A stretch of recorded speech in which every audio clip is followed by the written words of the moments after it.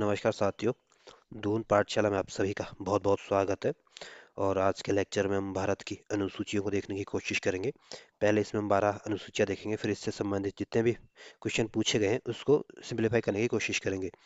जो हमारा मूल संविधान था इसमें आपकी 8 अनुसूचियां थी और वर्तमान में आपकी 12 अनुसूचियां हैं। जो संविधान की जो पहली अनुसूची है ये आपके राज्य और संघ राज्य क्षेत्र से संबंधित की जानकारी मिलती है। और संविधान की जो दूसरी अनुसूची है ये आपके जो संघ के जो पदाधिकारी होते हैं उनके वेतन भत्ते और पेंशन की जानकारी मिलती है। तो कई बार पूछते हैं कि वेतन भत्ते की जानकारी किस अनुसूची में है? तो संविधान की दूसरी अनुसूची में। जो संविधान की जो तीसरी अनुसूची है ये आपके भारतीय संघ के जो कुछ पदाधिकारी है उनकी शपथ की जानकारी मिलती है। और जो संविधान की जो चौथी अनुसूची है ये आपके राज्यों और संघ राज्य क्षेत्रों में जो राज्यसभा में जो सीटों की जो का जो आवंटन है इसकी जानकारी आपके संविधान की चौथी अनुसूची से मिलती है।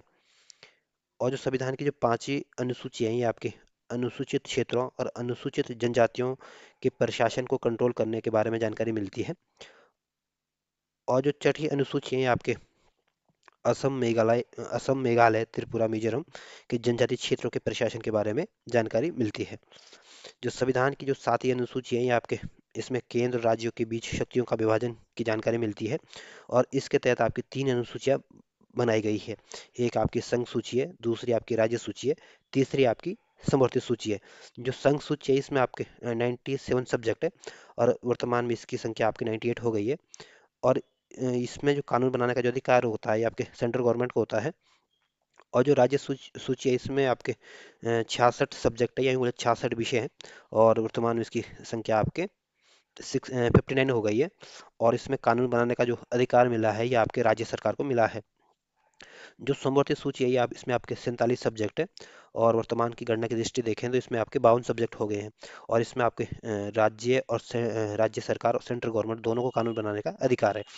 अगर इनके कानून बनाने के अधिकार में अगर गतिरोध हो जाता है तो सेंट्रल गवर्नमेंट के द्वारा जो कानून बनाया जाता है उसको माना जाता है। और कई बार ये पूछा जाता है कि कौन सा सब्जेक्ट कौन से सूची में है। जैसे आपके राज्य सूची में आपकी जो पुलिस है ये आपके राज्य सूची का विषय है। लोक स्वास्थ्य भी आपके राज्य सूची का विषय है। स्वच्छता भी आपके राज्य सूची का विषय है। प्रति व्यक्ति कर ये भी आपके राज्य सूची का विषय है। गैस भी आपके राज्य सूची का विषय है। कृषि भी आपके राज्य सूची का विषय है। रेलवे पुलिस भी आपके राज्य सूची का विषय है। रेलवे तो आपकी संघ सूची का विषय है, लेकिन जो रेलवे पुलिस है ये आपके राज्य सूची का विषय है। और जो कारागार है ये भी आपके राज्य सूची का विषय है। और पंचायतें राज भूमि सुधार भी आपके राज्य सूची के विषय है। और जो आपके रेडियो और टेलीविजन है ये आपके संघ सूची के विषय है। और जो शेयर बाजार है ये अब आपके संघ सूची का सब्जेक्ट है। डाकघर भी आपके संघ सूची का विषय है। बचत बैंक भी आपके संघ सूची का विषय है। जनगणना बैंकिंग भी आपके संघ सूची का विषय है। बीमा रक्षा ये क्षेत्र जो है ये आपके संघ सूची का विषय है। और रेलवे और निगम कर भी आपके संघ सूची का विषय है। जो आर्थिक नियोजन है ये आपके समवर्ती सूची का सब्जेक्ट है।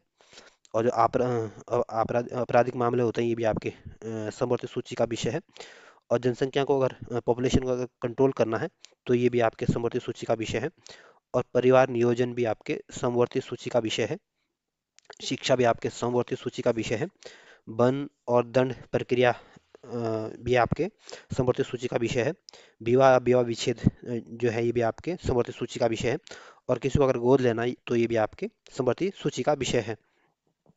तो ये आपके जो आपके संविधान की जो सातवीं अनुसूची है इसमें ये तीन सूचियां दी गई है। और अक्सर इनके बारे में पूछे जाते हैं कि कौन सा सब्जेक्ट कौन से सूची में आता है। जो संविधान की जो आठवीं अनुसूची है इसमें 22 भाषाओं की जानकारी मिलती है।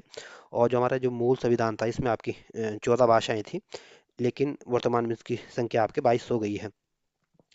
1967 में आपके 21वें संविधान संशोधन के माध्यम से आपके सिंधी भाषा को जोड़ा गया था। और 1992 में आपके 71वें संविधान संशोधन के माध्यम से आपके कोंकणी मणिपुरी और नेपाली भाषा को जोड़ा गया था। और 92वें संविधान संशोधन अधिनियम 2003 के माध्यम से आपके संताली डोगरी मैथिली को जोड़ा गया था। इस तरह से हमारे वर्तमान में आठवीं अनुसूची में आपकी 22 भाषाएं हैं। जो संविधान की जो 9वीं अनुसूची है ये आपके विशिष्ट अधिनियमों और विनियमों के विधि मान्यकरण से संबंधित है। और ये आपके जो संविधान का जो पहला संवैधानिक संशोधन हुआ था 1951 में इसके माध्यम से इसको ऐड किया गया था। 1951 द्वारा इस संविधान में शामिल 9वीं अनुसूची को भारत के प्रथम प्रधानमंत्री जो थे पंडित जवाहरलाल नेहरू, उनके कार्यकाल के दौरान भारतीय संविधान में इसको शामिल किया गया था।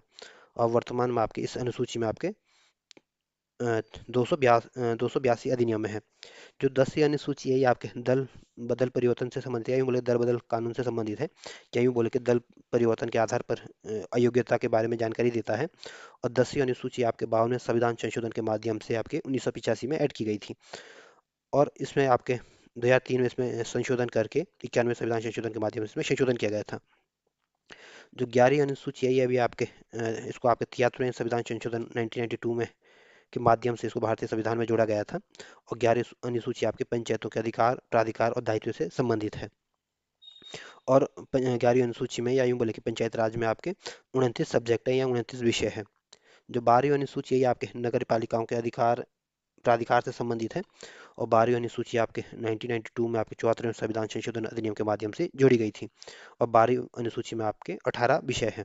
तो इस संविधान की अ, अनुसूची आती है तो अक्सर पूछ लेते हैं कि पहली अनुसूची के बारे में क्या है, तो ध्यान रखना आपके संघ और राज्य क्षेत्र। दूसरी अनुसूची में आपके पदाधिकारियों के वेतन भत्ते। तीसरे में आपके शपथ की जानकारी। चौथे में आपके राज्यसभा में सीटों का आवंटन है। पांचवी में आपकी जो अनुसूचित और अनुसूचित जनजातीय क्षेत्रों के प्रशासन से संबंधित है। छठी अनुसूची में आपके असम, मेघालय, त्रिपुरा, मिजोरम के बारे में जानकारी मिलती है। और सातवीं अनुसूची में आपकी 3 सूचियाँ दी गई है। और 8वीं अनुसूची में आपकी भाषाओं के बारे में जानकारी मिलती है।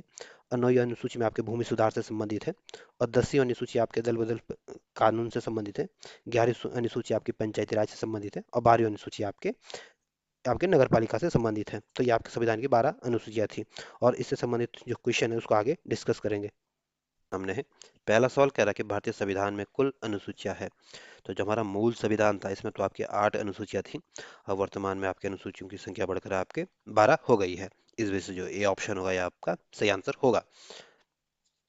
अगला क्वेश्चन है, अगला क्वेश्चन कह रहा है कि भारतीय संविधान में कितनी सूचियां हैं। तो भारतीय संविधान में वर्तमान में आपके 12 अनुसूचियां हैं। इस वजह से जो बी ऑप्शन होगा ये आपका सही आंसर होगा। अगला क्वेश्चन है, अगला क्वेश्चन आपके सामने 3 कथन दिए गए, आपको बताना कि इसमें कौन कौन से कथन सही है। पहला कथन कह रहा है कि भारत के संविधान में 20 भाग है। तो पहला कथन गलत है। जो भारत के जो संविधान में वर्तमान में आपके 22 भाग है, ना कि आपके 20 भाग। इस वजह से पहला कथन गलत है। दूसरा कथन कह रहा है कि भारत के संविधान संविधान में कुल 390 अनुच्छेद है। तो दूसरा कथन भी गलत है। हमारे संविधान में जो अनुच्छेदों की संख्या है आपके 395 है।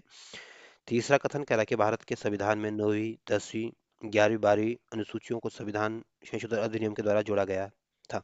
तो तीसरा कथन बिल्कुल ठीक है। जो भारत का संविधान है इसमें आपके मूल संविधान में तो आपकी 8 अनुसूचियां थी, लेकिन 9वीं, 10वीं और 11वीं और 12वीं अनुसूची को आपके संवैधानिक संशोधन के माध्यम से जोड़ा गया था। जो 9वीं अनुसूची थी उसको 1951 में आपके प्रथम संविधान संशोधन अधिनियम के माध्यम से जोड़ा गया था। और ये आपके भूमि सुधार से संबंधित है। जो 10वीं अनुसूची है इसको 52वें संविधान संशोधन 1985 में इसको जोड़ा गया था। और ये आपके दल बदल कानून से संबंधित है। जो 11वीं अनुसूची है आपको 73वें संविधान संशोधन के माध्यम से 1992 में इसको जोड़ा गया था।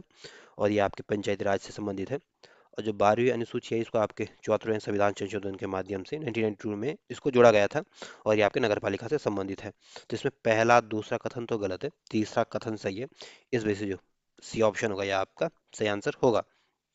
अगला क्वेश्चन है, अगला क्वेश्चन कह रहा है कि भारतीय संविधान में दी गई अनुसूचियों में कौन सी एक राज्यों के नाम की सूची और उनके उनके राज्य क्षेत्रों का ब्यौरा देती है। तो भारतीय संविधान की जो पहली अनुसूची है ये आपके राज्यों के नामों की सूची और उनके राज्य क्षेत्रों का ब्यौरा देती है। इस वजह से जो ये ऑप्शन होगा ये आपका सही आंसर होगा। और जो दूसरी अनुसूची है ये आपके जो संघ के जो पदाधिकारी है उनके वेतन भत्तों की जानकारी देती है। जो तीसरी अनुसूची है आपके जो संघ के पदाधिकारी उनके शपथ का उल्लेख की जानकारी देती है। और जो चौथी अनुसूची है आपके राज्यसभा में सीटों के आवंटन की जानकारी देती है।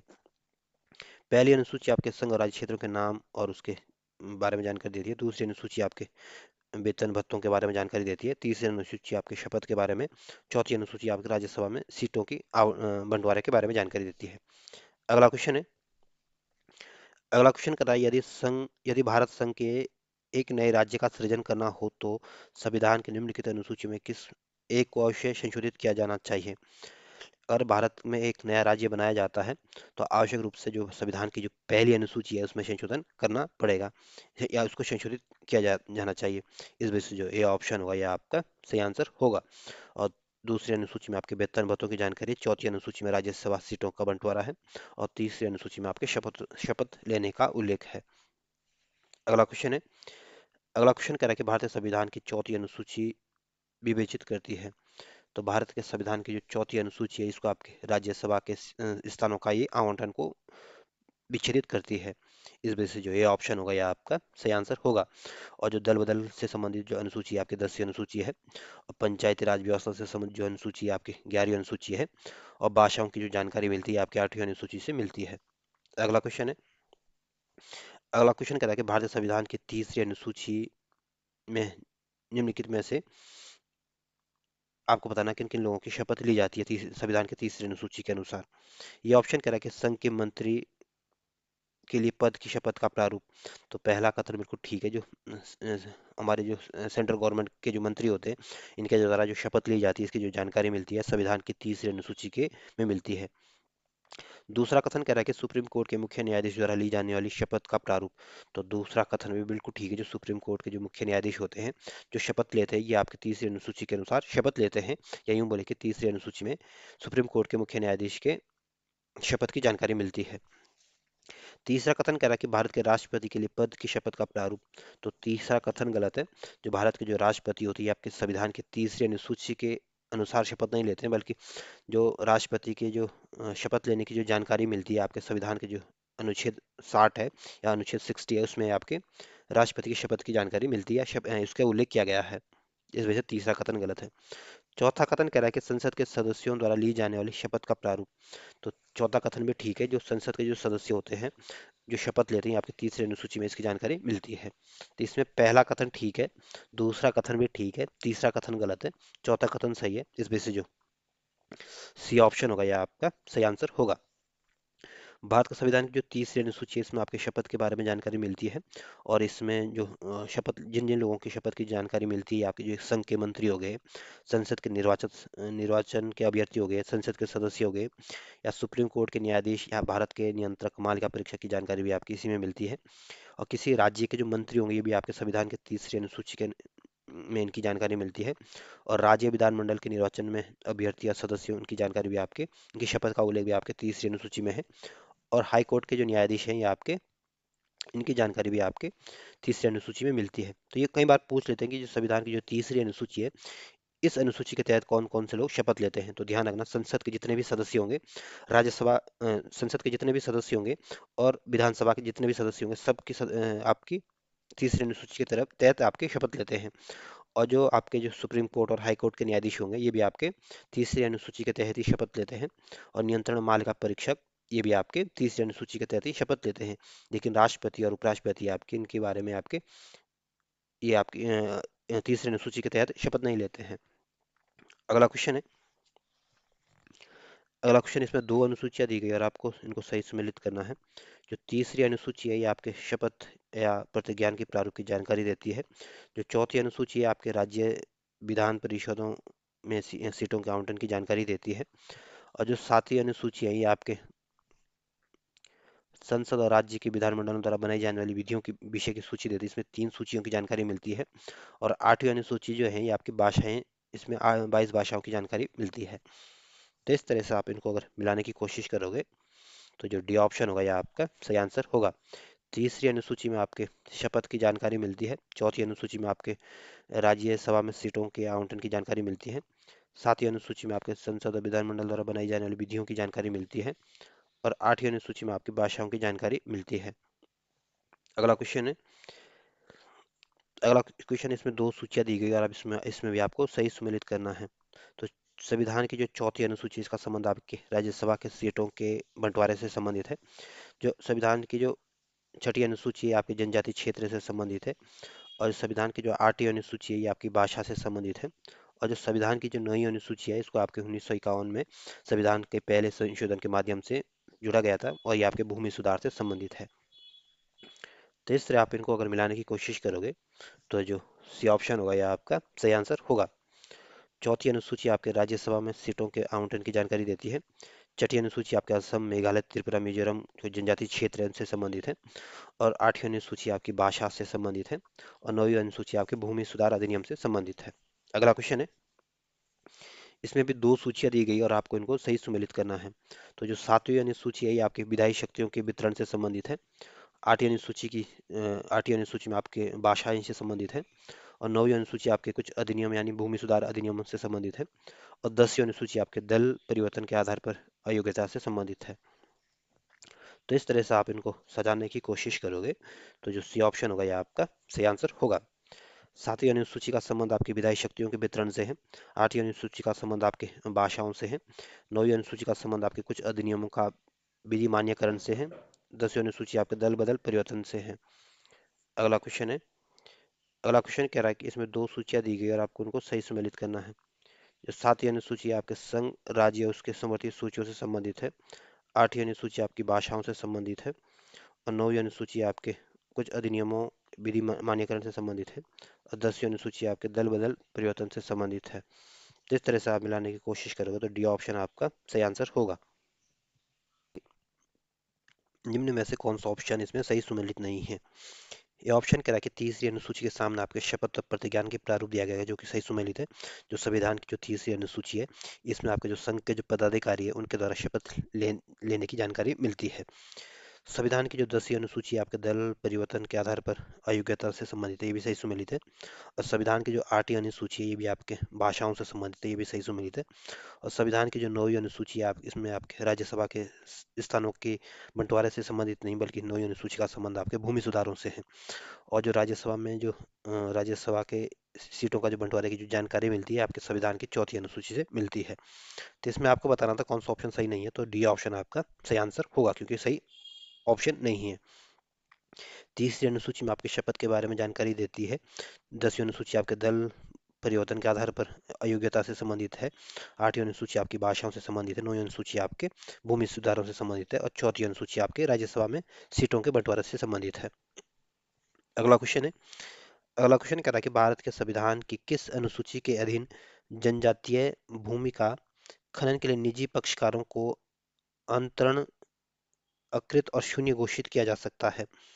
तो संविधान की जो 5वीं अनुसूची है इस अनुसूची के अधीन आपके जो जनजातीय भूमि का जो खनन होगा उसमें आपके निजी पक्षकारों के लिए शून्य घोषित किया जा सकता है। इस वजह से जो बी ऑप्शन होगा यह आपका सही आंसर होगा। और जो तीसरी अनुसूची है इसमें आपकी शपथ की जानकारी मिलती है। 9वीं अनुसूची आपको संविधान का जो पहला संशोधन हुआ था 1951 में उसके माध्यम से इसको जोड़ा गया था, यह आपके भूमि सुधार से संबंधित है। और जो 12वीं अनुसूची है आपके नगर पालिका से संबंधित है। इस वजह से जो बी ऑप्शन होगा यह आपका सही आंसर होगा। अगला क्वेश्चन है। अगला क्वेश्चन कहता है कि यदि किसी विशिष्ट क्षेत्र को भारत के संविधान की 5वीं अनुसूची के अधीन लाया जाए तो निम्नलिखित कथनों में से कौन सा एक इसके परिणाम को सर्वोत्तम रूप से प्रतिबिंबित करता है? तो अगर किसी विशिष्ट क्षेत्र को अगर भारतीय संविधान की अगर 5वीं अनुसूची के अधीन लाया जाता है तो इसमें आपके जनजातीय क्षेत्रों के लोगों में आपके जो जमीन होती है इसमें जो गैर जनजातीय लोगों को जो अंतरित करने पे रोक लगेगी, यानी बाहरी लोग इस क्षेत्र पे आपके आने जाने पे रोक लगा सकते हैं या इस क्षेत्र पे कब्जा करने पे रोक लग सकती है। इस वजह से जो ये ऑप्शन होगा ये आपका सही आंसर होगा। जो संविधान की जो 5वीं अनुसूची है इसमें आपके असम मेघालय त्रिपुरा मिजोरम राज्यों को छोड़ के जितने भी आपके जनजातीय क्षेत्र है उनसे संबंध उनके प्रशासन से संबंधित है और उनको कंट्रोल करने से संबंधित है। और किसी क्षेत्र को आपको अनुसूचित क्षेत्र घोषित करने का जो शक्ति है ये आपके राष्ट्रपति के पास है। और राष्ट्रपति किसी क्षेत्र को जनजातीय क्षेत्र घोषित भी कर सकता है। और किसी क्षेत्र को आपके किसी अनुसूचित क्षेत्र को आपके का दर्जा भी समाप्त कर सकते हैं। और किसी जनजातीय क्षेत्र की या किसी अनुसूचित क्षेत्र की अगर सीमा में अगर परिवर्तन करना है तो ये अधिकार भी आपके राष्ट्रपति के पास है, लेकिन ये अधिकार आपके राज्यपाल की सलाह पर ही किया जाता है। अगर किसी क्षेत्र की अगर सीमा को बढ़ाना है तो ये अधिकार भी आपके राष्ट्रपति के पास है, लेकिन राज्यपाल की सलाह के अनुसार इसको किया जाता है। और और जो किसी जनजातीय क्षेत्र को कि अगर भूमि आवंटन को विनियमित करने की जो शक्ति है ये भी आपके जनजातीय क्षेत्रों की जो भूमि को आवंटन करने का या इसको विनियमित करने का जो अधिकार है ये आपके राज्यपाल को है। अगला क्वेश्चन है। अगला क्वेश्चन कह रहा है कि 5वीं अनुसूची किस विशिष्ट समूह के लोगों के शासन और हितों की सुरक्षा से संबंधित है? तो संविधान की जो 5वीं अनुसूची है ये आपके अनुसूचित जनजाति के विशिष्ट समूह के लोगों के शासन और उनके हितों की सुरक्षा करने से संबंधित है। इस वजह से जो सी ऑप्शन होगा यह आपका सही आंसर होगा। जो पांचवी अनुसूची है आपके अनुसूचित जनजाति के लोगों के शासन और उनके हितों की सुरक्षा से संबंधित है, और इसके अंतर्गत आपके अनुसूचित क्षेत्रों और अनुसूचित जनजातियों के प्रशासन और उनका कंट्रोल के बारे में जानकारी मिलती है। अगला क्वेश्चन है, अगला क्वेश्चन करा कि भारत के संविधान के किस अनुसूची में विभिन्न राज्यों में अनुसूचित क्षेत्रों के प्रशासन और नियंत्रण के लिए विशेष उपबंध किया गया है? तो संविधान की जो पांचवी अनुसूची है आपके अनुसूचित जनजाति क्षेत्र के बारे में जानकारी देती है, और इसको आपके प्रशासन और इसको जनजाति क्षेत्र का प्रशासन और नियंत्रण से संबंधित है। इस वजह से जो बी ऑप्शन होगा यह आपका सही आंसर होगा।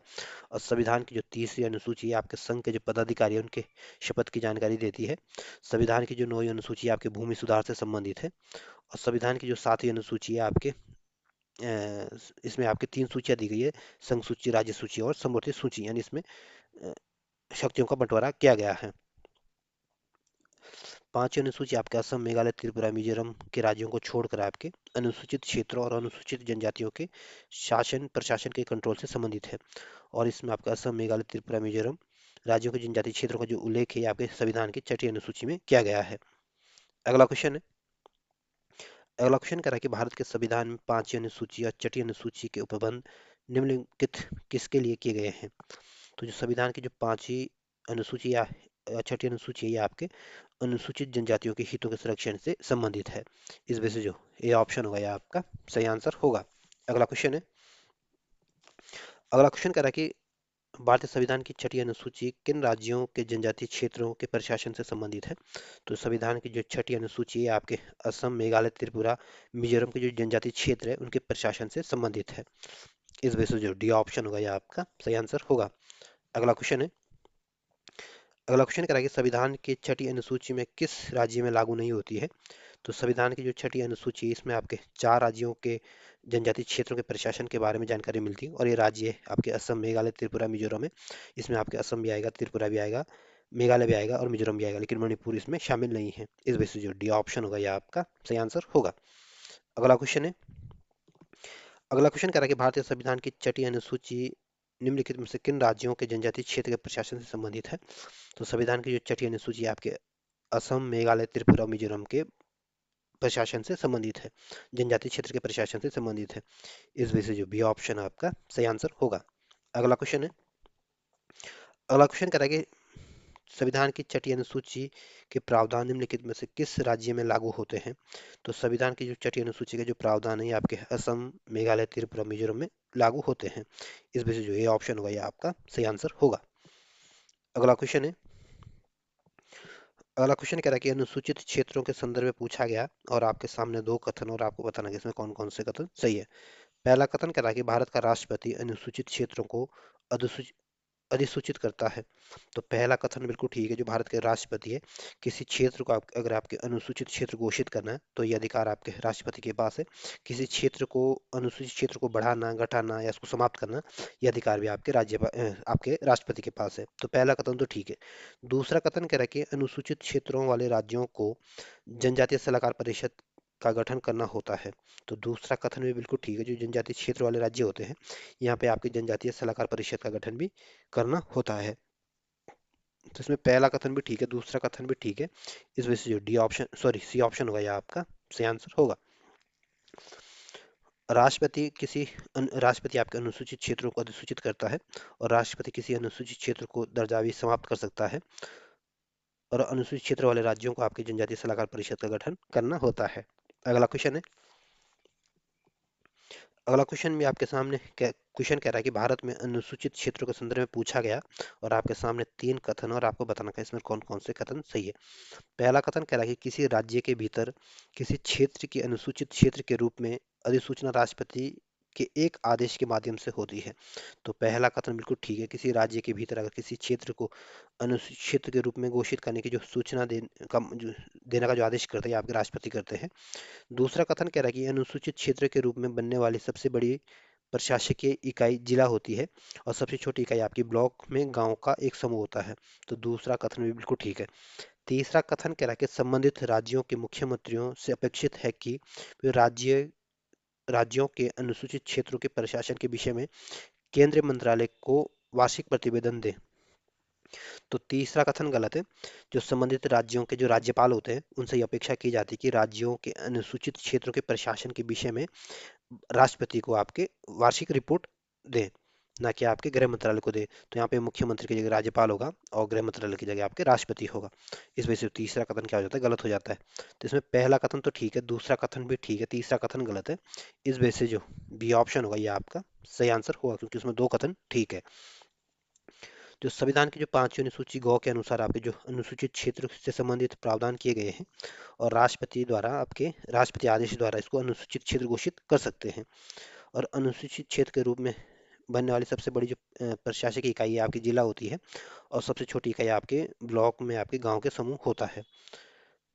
और अनुसूचित क्षेत्रों के संबंध में संबंधित राज्य को राज्यपाल ही उत्तरदायी होता है, और ऐसे क्षेत्र में जो रिपोर्ट देनी होती है आपके राष्ट्रपति को राज्यपाल के द्वारा दी जाती है। अगला क्वेश्चन है, अगला क्वेश्चन आपके स्वायत्त जिला के संदर्भ में पूछा गया और आपके सामने तीन कथन है और आपको बताना कि इसमें कौन कौन से कथन सही है। पहला कथन कह रहा है कि प्रत्येक स्वायत्त जिला परिषद में 30 सदस्य होते हैं। तो पहला कथन बिल्कुल ठीक है, जो स्वायत्त जिला परिषद होता है इसमें आपके 30 सदस्य होते हैं।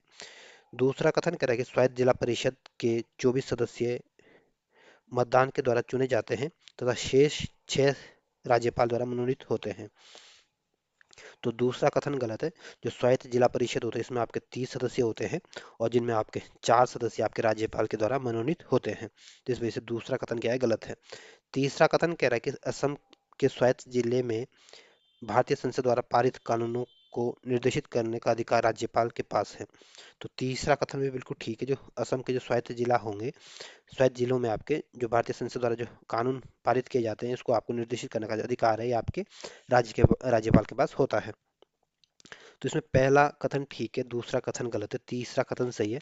इस वजह से जो बी ऑप्शन होगा यह आपका सही आंसर होगा। और संविधान की जो छठी अनुसूची का जो अनुच्छेद 244 के अनुसार आपके चार जो चार जो चार पूर्वी राज्य जो है आपके असम, मेघालय, त्रिपुरा, मिजोरम के जनजातीय क्षेत्र के प्रशासन से संबंधित है। और प्रत्येक स्वायत्त जिले परिषद में एक जिला परिषद होगी और जिसमें आपके 30 सदस्यों से मिलकर ही बनेगी, और इसमें 4 से अधिक जो सदस्य होंगे आपके राज्यपाल द्वारा मनोनीत होते हैं। अगला क्वेश्चन है, अगला क्वेश्चन क्या है कि भारतीय संविधान में निम्नलिखित में से कौन से प्रावधान शिक्षा पर प्रभाव डालते हैं।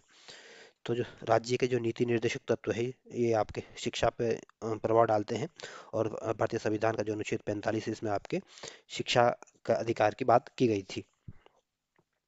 जो ग्रामीण और शहरी स्थानीय निकाय भी आपके शिक्षा के प्रभाव और शिक्षा के प्रावधान पर प्रभाव डालते हैं। संविधान की जो पांचवी अनुसूची भी आपके शिक्षा के प्रावधान पर प्रभाव डालते हैं। और संविधान की जो छठी अनुसूची भी आपके शिक्षा के प्रावधान पर प्रभाव डालते हैं। और संविधान की जो सातवीं अनुसूची भी आपकी शिक्षा के प्रावधान पर प्रभाव डालते हैं। तो ये सारे के सारे जो दिए गए हैं आपके शिक्षा के ऊपर प्रभाव डालते हैं। इस वजह से जो डी ऑप्शन होगा यह आपका सही आंसर होगा। जो भारतीय संविधान का जो अनुच्छेद 45 इसके अंतर्गत ये आपके राज्य नीति निर्देश तत्व के अंतर्गत आता है। और इसमें ये प्रावधान किया गया था कि जो 6 साल से कम आयु के बच्चे होंगे उनके लिए आपकी शिक्षा का प्रावधान किया गया है। अगला क्वेश्चन है,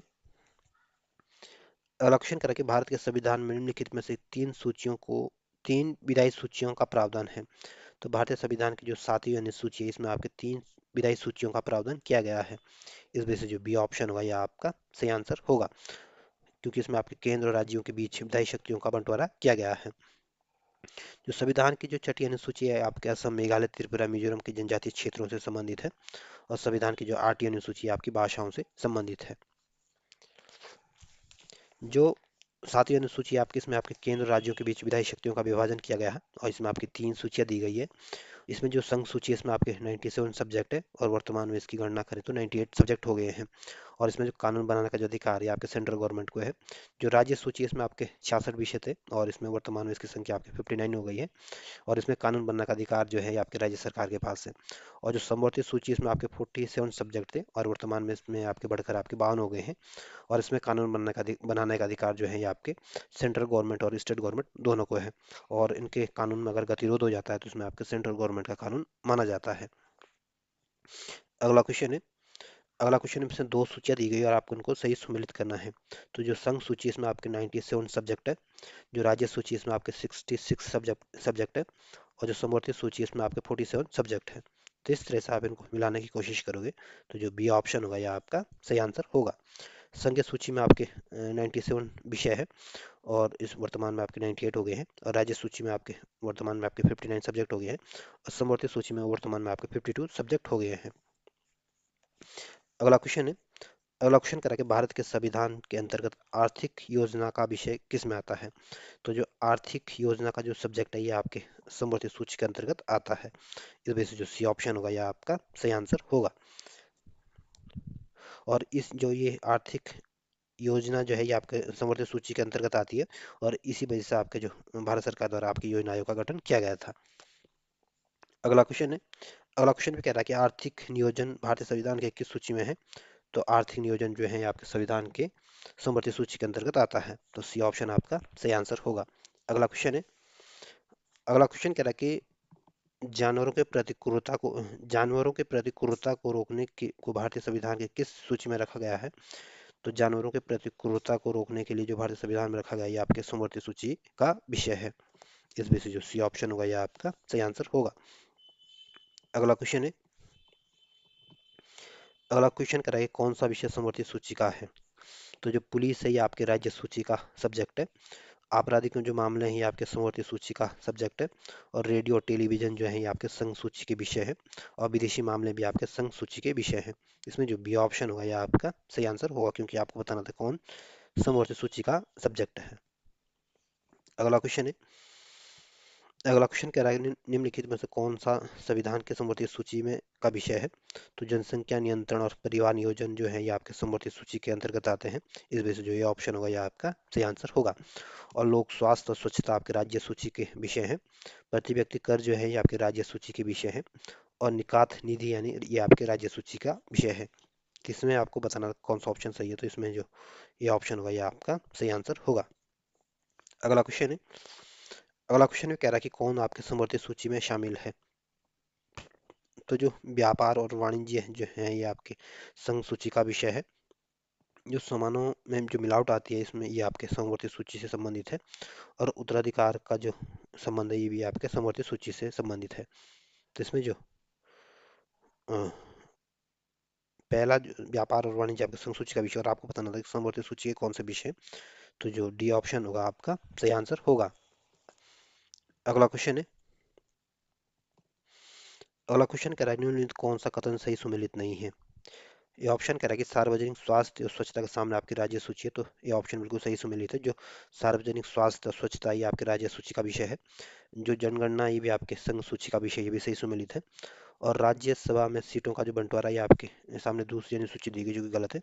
जो राज्यसभा में सीटों का जो बंटवारा किया गया है आपके संविधान के चौथी अनुसूची में किया गया है, और दूसरी अनुसूची जो है ये आपके जो संघ के जो पदाधिकारी हैं उनके वेतन भत्तों के बारे में से संबंधित है। जो दल बदल विरोध कानून है इसका संबंध आपके 10वीं अनुसूची से है, ये सही सुमेलित है। तो इसमें आपको बताना कौन सही सुमेलित है, तो सी ऑप्शन जो है ये आपका सही आंसर होगा। जो सार्वजनिक स्वास्थ्य और स्वच्छता है ये आपके राज्य सूची का विषय है, और जनगणना आपके संघ सूची का विषय है, और राज्यसभा की सीटों का बंटवारा आपके चौथी अनुसूची में है, और दल बदल विरोधी कानून जो है ये आपके 10वीं अनुसूची से संबंधित है।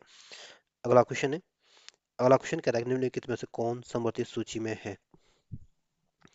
तो जो कृषि है आपके राज्य सूची का विषय है, पुलिस भी आपके राज्य सूची का विषय है, जो शिक्षा है ये आपके संवर्धित सूची का विषय है, और जो रक्षा है ये आपके संघ सूची का विषय है। और जो शिक्षा है ये पहले आपके राज्य सूची में शामिल थी, और 1976 में आपके 42वें संविधान संशोधन के माध्यम से इसको आपके संवर्धित सूची में डाला गया है। इस वजह से जो बी ऑप्शन होगा यह आपका सही आंसर होगा। संघीय ढांचे को मजबूती प्रदान करने के लिए विषयों का केंद्र राज्यों के बीच विभाजित किया गया है। शिक्षा जो थी आपके प्रारंभ में आपके राज्य सूची के विषय थी, और 1976 में आपके 42वें संविधान संशोधन के माध्यम से इसको समवर्ती सूची में डाला गया था। क्योंकि कृषि और पुलिस जो है ये आपके राज्य सूची के विषय है। सवाल कह रहा है कि शिक्षा जो प्रारंभ में राज्य सूची का विषय था उसे समवर्ती सूची में कब डाला गया है। तो जो शिक्षा है ये आपको 42वें संविधान संशोधन 1976 के माध्यम से आपके राज्य सूची से आपके समवर्ती सूची में डाला गया था। इस वजह से जो सी ऑप्शन होगा यह आपका सही आंसर होगा।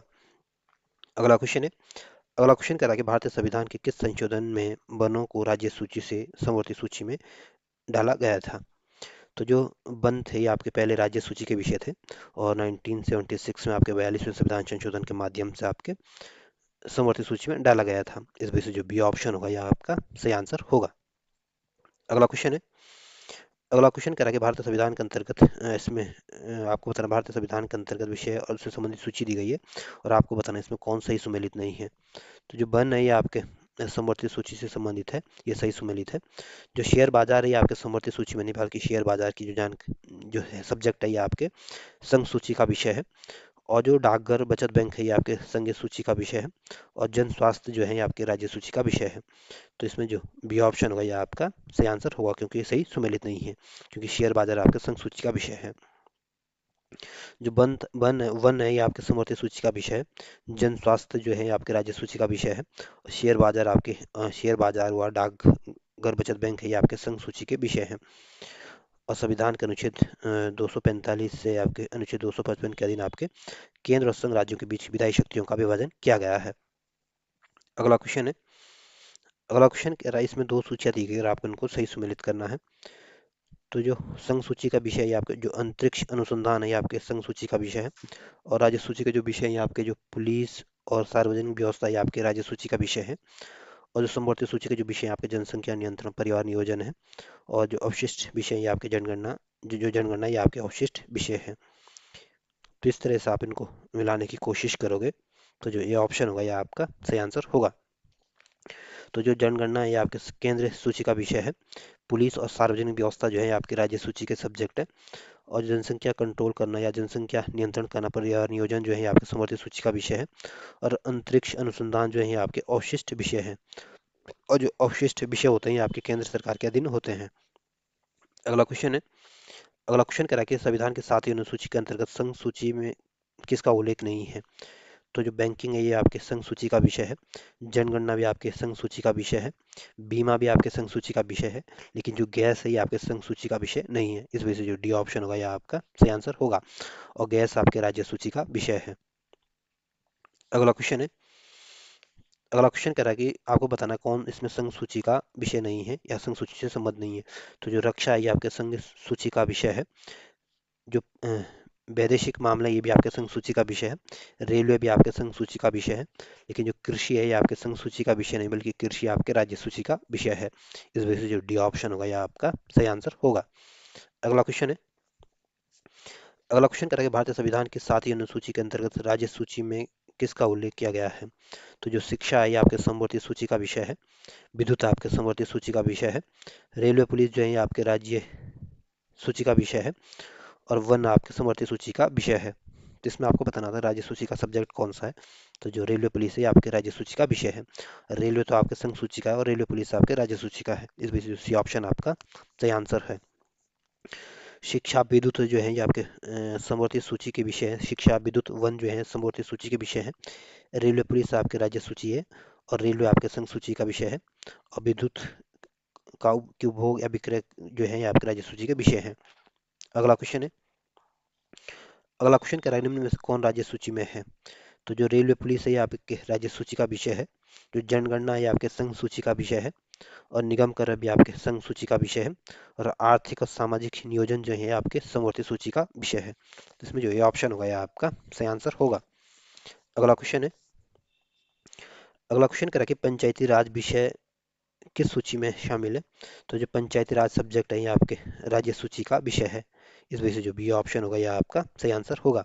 और जो पंचायती राज है क्योंकि आपके स्थानीय शासन से संबंधित है और ये जो स्थानीय शासन है ये आपके राज्य सूची का सब्जेक्ट है। इस वजह से बी ऑप्शन सही आंसर है। अगला क्वेश्चन है। अगला क्वेश्चन कह रहा है कि संविधान भारतीय संविधान की 7वीं अनुसूची की सूची में समवर्ती सूची में शामिल है। तो जो दंड प्रक्रिया है ये आपके समवर्ती सूची का विषय है। इस वजह से जो ये ऑप्शन होगा ये आपका सही आंसर होगा। और जो पुलिस है ये आपके राज्य सूची का विषय है। कारागार जो है ये भी आपके राज्य सूची का विषय है। और लोक व्यवस्था भी आपके राज्य सूची का विषय है। अगला क्वेश्चन है। अगला क्वेश्चन कह रहा है कि विवाह विच्छेद और गोद लेना संविधान के 7वीं अनुसूची किसके अंतर्गत आती है। तो जो विवाह है ये आपके समवर्ती सूची का विषय है। और विवाह विच्छेद या गोद लेना भी आपके समवर्ती सूची का विषय है। तो इस संविधान की जो 3री अनुसूची की जो समवर्ती सूची उसमें आता है। इस वजह से जो सी ऑप्शन होगा यह आपका सही आंसर होगा। अगला क्वेश्चन है। अगला क्वेश्चन कह रहा है कि भारतीय संविधान की 7वीं अनुसूची की किस सूची प्रविष्टि का संबंध राज्य के विधानमंडल के निर्वाचन से संबंधित है। तो संविधान की जो फर्स्ट पहली सूची की जो प्रविष्टि संख्या 72 है, ये आपके राज्य विधानमंडल के निर्वाचन से संबंधित है। इस वजह से जो ये ऑप्शन होगा, ये आपका सही आंसर होगा। और ये आपके संविधान की जो दूसरी अनुसूची की प्रविष्टि 37 इससे भी संबंधित है। इस वजह से सी ऑप्शन सही आंसर है। इसमें ए और सी दोनों ही ऑप्शन इसमें सही आंसर होंगे। अगला क्वेश्चन है, अगला क्वेश्चन कह रहा है कि सरकारों द्वारा शुल्क और करों को लगाने के अधिकार संविधान के किस अनुसूची में शामिल है? तो सरकार के द्वारा जो शुल्क और कर लगाए जाते हैं, ये आपके संविधान की जो 7वीं अनुसूची है उसके अंतर्गत आते हैं। इस वजह से जो बी ऑप्शन होगा, यह आपका सही आंसर होगा। अगला क्वेश्चन है, अगला क्वेश्चन कह रहा है भारत के संविधान के अनुसार निम्नलिखित में कौन सा कथन सही है? ये ऑप्शन कह रहा है कि पहला कथन, तो जो अंतर्राज्यीय व्यापार वाणिज्य राज्य सूची के अधीन एक राज्य विषय है, तो पहला ऑप्शन गलत है, ये आपके राज्य सूची के विषय नहीं है। और जो अंतर्राज्यीय प्रशासन, ये भी आपके राज्य सूची का विषय नहीं है। लेकिन जो अंतर्राज्यीय संगरोध, ये आपके संघ सूची का अधीन एक संघ के विषय हैं। तो जो आपके अंतर्राज्यीय व्यापार हो गया है ना, या संगरोध संघ, ये आपके संघ सूची के विषय हैं। इस वजह से जो सी ऑप्शन होगा, यह आपका सही आंसर होगा। अगला क्वेश्चन है, अगला क्वेश्चन कह रहा है कि इस भूमि सुधार डैश डैश के विषय के अंतर्गत आता है। तो जो भूमि सुधार है, ये आपके राज्य सूची के विषय के अंतर्गत आता है। इस वजह से सी ऑप्शन आपका सही आंसर होगा। और संविधान की जो 9वीं अनुसूची है, आपके भूमि सुधार से संबंधित है। इसलिए आपको 1951 में जो पहला संविधान का पहला संशोधन होता है, इसमें आपके अनुसूची को 9वीं अनुसूची को जोड़ा गया था। अगला क्वेश्चन है, अगला क्वेश्चन कह रहा है किस प्रधानमंत्री के कार्यकाल के दौरान भारत के संविधान की 9वीं अनुसूची को स्थापित किया गया था? तो संविधान की जो 9वीं अनुसूची थी, आपके 1951 में जोड़ी गई थी। और 1951 में जो प्रधानमंत्री थे, आपके पंडित जवाहरलाल नेहरू जी थे। इस वजह से जो ये ऑप्शन होगा, यह आपका सही आंसर होगा। अगला क्वेश्चन है, अगला क्वेश्चन कह रहा है कि राज्य भूमि सुधार अधिनियमों को संवैधानिक सुरक्षा प्रदान करने हेतु सम्मिलित किया गया है। तो राज्य भूमि सुधार अधिनियमों को आपके संवैधानिक सुरक्षा प्रदान करने हेतु जो शामिल किया गया, आपकी 9वीं अनुसूची में शामिल किया गया है। इस वजह से जो बी ऑप्शन होगा, यह आपका सही आंसर होगा। या यूं बोले कि जो भूमि सुधार से संबंधित अनुसूची है, आपकी 9वीं अनुसूची है। और जो 7वीं अनुसूची है, इसमें आपके केंद्र राज्यों के बीच विधायी शक्तियों का बंटवारा किया गया है। जो 10वीं अनुसूची आपके दल बदल कानून से संबंधित है। और जो 8वीं अनुसूची आपकी भाषाओं से संबंधित है। बी ऑप्शन सही आंसर है। अगला क्वेश्चन है, अगला क्वेश्चन कह रहा है कि भारत की संसद किसी इसमें अगला क्वेश्चन कह रहा है कि इसमें दो कथन है और आपको बताना है कि कौन कौन से कथन सही है। पहला कथन कह रहा है कि भारत की संसद किसी कानून विशेष को भारत के संविधान की 9वीं अनुसूची में डाल सकती है। तो पहला कथन बिल्कुल ठीक है, भारत की पार्लियामेंट अब किसी कानून विशेष को आपके भारत के संविधान की 9वीं अनुसूची में डाल सकती है। दूसरा कथन कह रहा है कि 9वीं अनुसूची में डाले गए किसी कानून को वैधता का परीक्षण किसी न्यायालय द्वारा नहीं किया जा सकता है। और इसके ऊपर कोई निर्णय भी नहीं किया जा सकता है। तो दूसरा कथन गलत है। जो 9वीं अनुसूची में जो मामले डाले जाते हैं, उसका आपके परीक्षण किसी हाई कोर्ट के द्वारा परीक्षण भी किया जाता है। सुप्रीम कोर्ट या हाई कोर्ट के द्वारा इसका परीक्षण भी किया जा सकता है। और उसके ऊपर निर्णय भी लिए जा सकते हैं। तो पहला कथन तो ठीक है, दूसरा कथन गलत है। इस वजह से जो ये ऑप्शन होगा, ये आपका सही आंसर होगा। जो 9वीं अनुसूची आपके 1951 में संविधान के माध्यम से जोड़ी गई थी। और ये आपके भूमि सुधार से संबंधित है। और इसकी आपकी न्यायिक समीक्षा की बचाव, पहले इसमें आपकी न्यायिक समीक्षा के बचाव होता था। इसलिए संसद के जो कुछ जो विवादित सब्जेक्ट होते थे, इसको आपकी 9वीं अनुसूची में डाल दिया जाता था, ताकि इसमें आपकी न्यायिक समीक्षा ना हो सके। लेकिन इसमें अब न्यायिक समीक्षा की जा सकती है 2024 के डिसीजन के बाद। 2024 2007 में आपके सुप्रीम कोर्ट के में एक निर्णय आया था, जिसमें आपके संविधान की 9वीं अनुसूची आपकी विधि के दायरे में लाया गया है इसको, या इसकी न्यायिक समीक्षा के दायरे में लाया गया है। अगला क्वेश्चन है, अगला क्वेश्चन कह रहा है कि केहेलो केस भारत के संविधान की किस अनुसूची से संबंधित है? तो जो केहेलो तो केस बनाम केरल तमिलनाडु राज्य वाला मामला था, यह आपके 9वीं अनुसूची से संबंधित था। इस वजह से सी ऑप्शन आपका सही आंसर होगा। और 7वीं अनुसूची से संबंधित जो है, ये आपकी विधायी शक्तियों के बंटवारे से संबंधित है। और 8वीं अनुसूची आपके भाषाओं से, 10वीं अनुसूची आपके दल बदल से है।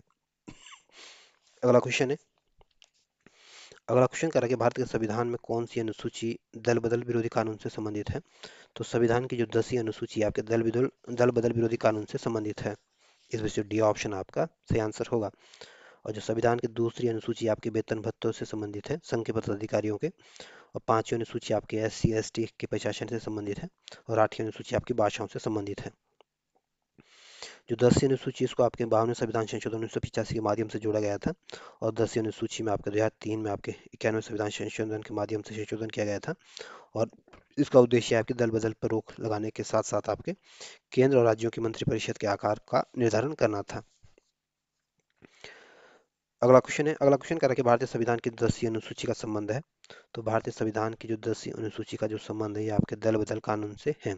इस वजह से जो डी ऑप्शन होगा यह आपका सही आंसर होगा। अगला क्वेश्चन है अगला क्वेश्चन कह रहा है कि भारतीय संविधान की 10वीं अनुसूची का संबंध किससे है। तो संविधान की जो 10वीं अनुसूची है इसका संबंध आपके दल बदल विरोधी विधायन से है या दल बदल विरोधी कानून से है। इस वजह से ये ऑप्शन आपका सही आंसर है। जो पंचायती राज से संबंधित अनुसूची आपकी 11वीं अनुसूची है। और भूमि सुधार से संबंधित जो अनुसूची आपकी 9वीं अनुसूची है। और संघ और राज्यों के बीच जो शक्तियों का जो विभाजन है आपके संविधान के 7वीं अनुसूची से संबंधित है। अगला क्वेश्चन है अगला क्वेश्चन करके भारतीय संविधान की किस अनुसूची में दल बदल विरोधी कानूनों को रखा गया है। तो संविधान की जो 10वीं अनुसूची इसमें आपका बदल विरोधी कानूनों को रखा गया है।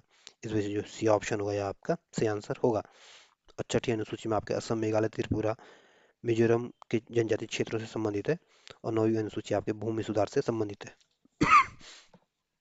अगला क्वेश्चन है अगला क्वेश्चन करके भारतीय संविधान की 11वीं अनुसूची किससे संबंधित है। तो संविधान की जो 11वीं अनुसूची है आपके पंचायती राज से संबंधित है। इस वजह से जो बी ऑप्शन होगा यह आपका सही आंसर होगा। और नगर पालिका से संबंधित जो अनुसूची आपके संविधान की 12वीं अनुसूची है। और जो 11वीं अनुसूची आपके 73वें संविधान संशोधन जो हुआ था ये आपके 1992 में हुआ था। और इस अधिनियम के माध्यम से इसको जोड़ा गया था। और पंचायती राज में आपके 29 सब्जेक्ट है। और इसमें आपके जैसे आपके मत्स्य उद्योग हो गया, पेयजल हो गया, गरीबी उन्मूलन हो गया, परिवार कल्याण हो गया, महिला और बाल विकास, सार्वजनिक वितरण प्रणाली होगी, ये आपके पंचायती राज सूची के सब्जेक्ट है। अगला क्वेश्चन है अगला क्वेश्चन कह रहा है कि पंचायतों को सौंपी जा सकने वाली शक्तियां, अधिकार और जिम्मेदारियां किस सूची में दी गई है। तो पंचायतों को जो दी जाने वाली जो शक्तियां, अधिकार और जिम्मेदारियां जो हैं ये आपकी संविधान की 11वीं अनुसूची में है। इस वजह से जो ए ऑप्शन आपका सही आंसर होगा। और 12वीं अनुसूची आपके नगर पालिका से संबंधित है। और 7वीं अनुसूची आपकी विधायी शक्तियों के विभाजन से संबंधित है। अगला क्वेश्चन है और इस चैप्टर का अंतिम क्वेश्चन है।